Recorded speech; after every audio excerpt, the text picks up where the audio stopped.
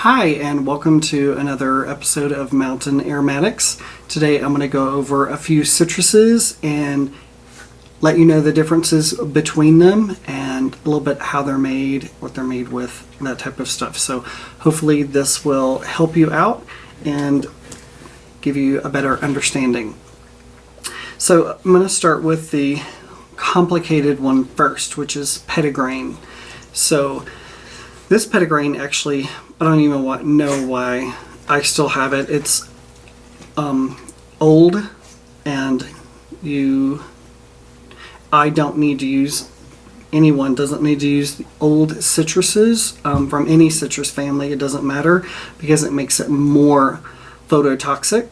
So the newer it is, the less phototoxic it is, and the older it is, say after 2 years. Even though I kept it, in a dark bottle, all that kind of stuff, it needs to go out. But I'm glad I have it for the video. So this is just petitgrain essential oil. So petitgrain is made by the twigs and the leaves of the bitter orange tree, specifically. But there are a number of other types of petitgrain out there, and I kind of wanted to go over that. So Paraguay actually is the biggest producer. It's produced in other countries, I think Haiti as well, but Paraguay definitely produces the most for the world. I'm going to look down because I have a lot of information I want to give you, and I didn't memorize everything. So, so it is from the citrus Arentium, but it's a subspecies, Amara, A-M-A-R-A, and what they will usually do, and you could look for, is it's going to give you a country of origin. So look for that whenever you're buying your petitgrain essential oil. So the next thing is the French petitgrain. So that is, they have a word for it, and it's called petitgrain by Garade. I think I'm saying that correctly.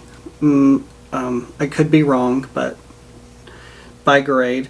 And what that means is it is the essential oil specifically from the bitter orange tree. Why do I say that? Because there actually is petitgrain from other trees. Like you can get lemon petitgrain, mandarin petitgrain, what else? Bergamot petitgrain. Those that I just mentioned, though, are typically used in other industries for other things, whereas this petitgrain is more for aromatherapy and perfumery, that kind of stuff. So there's one other petitgrain, though, that I really like, and it's actually my favorite, and it's called petitgrain, and I'm going to say it wrong, the word for flowers in French, F-L-E-U-R-S. So this is, how is this different? It's different because when it is distilled with the orange blossom flowers as well. So typically petitgrain has a little bit of woodiness to it, and as you would suspect, some bitterness to the orange aroma. But with this, it's adding a little bit of the floral to that bitter orange. It doesn't make the bitterness go away. It's just enhanced with the floral orange blossom. So if you know your orange blossom, it is, I'm going to say, about well, I think typically they will do at the most 20%, and I think that's like really high. It's probably a little bit lower than that of flowers to the rest of it being the twigs and the leaves. So it is still bitterness in here, you know, a definite bitter orange, but it does have a little bit of floral to it, and I really prefer personally this over the pure petitgrain.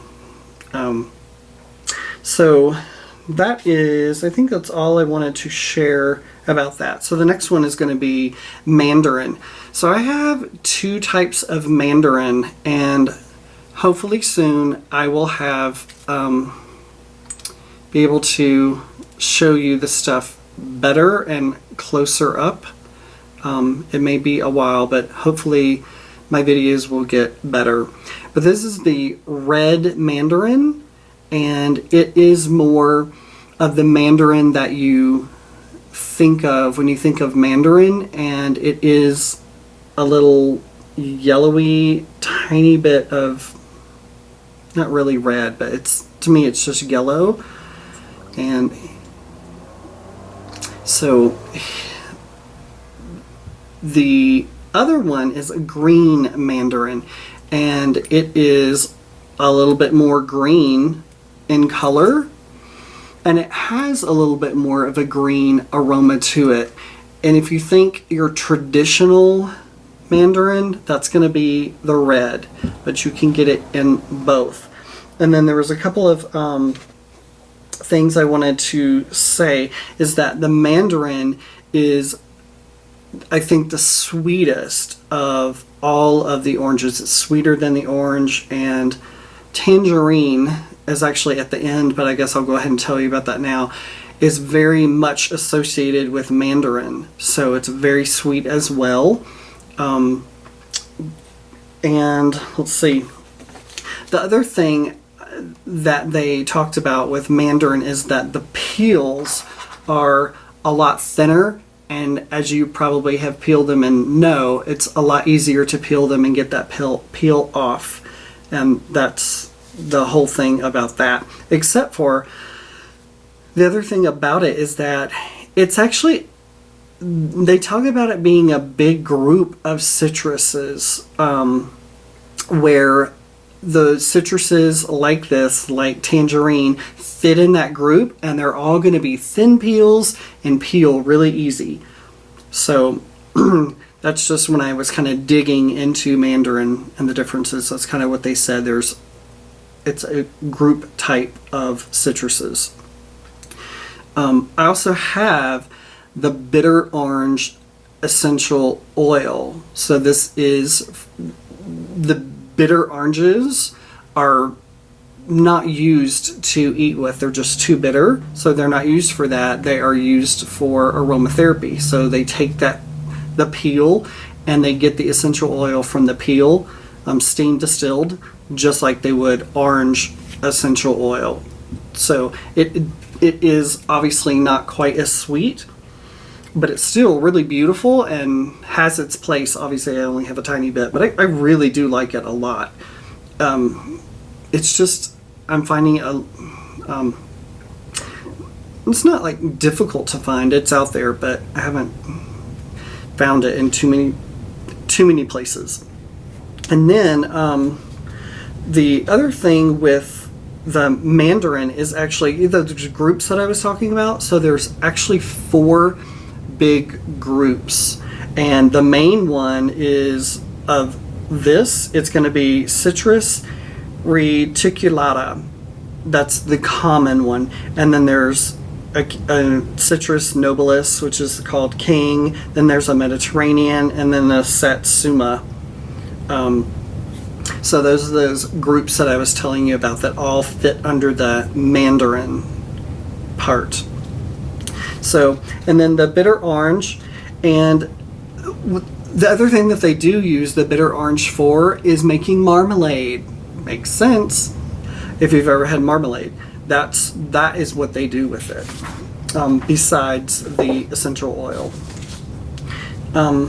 Let's see, the next thing, the the bitter orange tree is actually a small evergreen. I know I'm kind of giving you a lot of information, but maybe it's helpful for some of you to know that it's, an evergreen. Because I kind of didn't realize it was an evergreen. So, let's see. The sweet orange, and the botanical name is Citrus cyaneus, and that's what most all of the oranges that are commercially available, that's what they are, the sweet oranges. And what is awesome that I learned is that once you pick an orange off the tree, then it stops maturing. I didn't know that at all. So that's cool to know. So why is that important? It's important because when they have to pick the oranges off the tree at a very, very specific time, the peak time, so when it is used to make the orange essential oil, it is at its best and at its peak. That's why that's important. So I also wanted just to tell you, so there are places like Perfume, creatingperfume.com, where they will take the orange essential oil because it is phototoxic, and they will distill it, and then they will distill it again, and then they'll decolorize it. So when you're using it, it will be clear, so it will not color your formula. That leads me into why is that important? Because one way you'll know that your citrus oils are getting older is they will turn darker. Correct me if I'm wrong, but the tangerine is the only one that will start out dark, and it actually does the opposite, and it gets lighter, and that's how you know it's getting older and more phototoxic. But you don't want your formulas to get darker and discolored, more and more discolored, so you can get this distilled multiple times and decolorized, so it doesn't color your formulation. So I hope you can see that this is clear, and it smells exactly the same, very fresh, very bright. It just is been I don't know if process is the right word, but the last thing I want to talk about, that just a quick thing, is bergamot, because bergamot is a citrus. It's kind of funky. They're almost ugly in a way. They're green, and they turn from green to yellow, and they ripen into a yellow. But it is just, I put it in here because it's just so similar to orange. It's just slightly different. I'm going to say personally that it's, if I could use the word sophisticated, it's just a little bit more sophisticated than, I think some people, when they smell sweet orange, they think of candy and that kind of stuff because it is very sweet. But I don't think of candy when I smell bergamot at all. I think of a really nice, sophisticated citrus. It is a greenish yellow, and the green comes from that peel. But it does, my understanding is that it does ripen into yellow. It's the texture of that fruit is just really rough, and it's not a smooth, round kind of a thing. That's why it's kind of funky. But to me, in a good way, I love it. It's really beautiful. I think wherever you use orange or lime or lemon, you could try replacing it with bergamot. if you've never done that. That's something cool for you to try. So I hope you enjoyed this, and again, just taking the orange tree and knowing that it's the leaves, the stems, the flowers, all of that kind of stuff, like all of that is used in aromatherapy and for your fragrances. So hope you enjoyed it, and if you would, click like, and if you have not subscribed, please subscribe. And I will see you on the next video. I think my next video I will go over probably 6 more of the materials that are in the creatingperfume.com, the beginner's kit. Kind of went over, if you haven't seen any of my videos, I have 2 other videos that go over about 6 each of the materials that are in the beginner's kit, which is awesome. So I will see you next time with a follow-up with more beginner's kit materials. I hope you have a good day.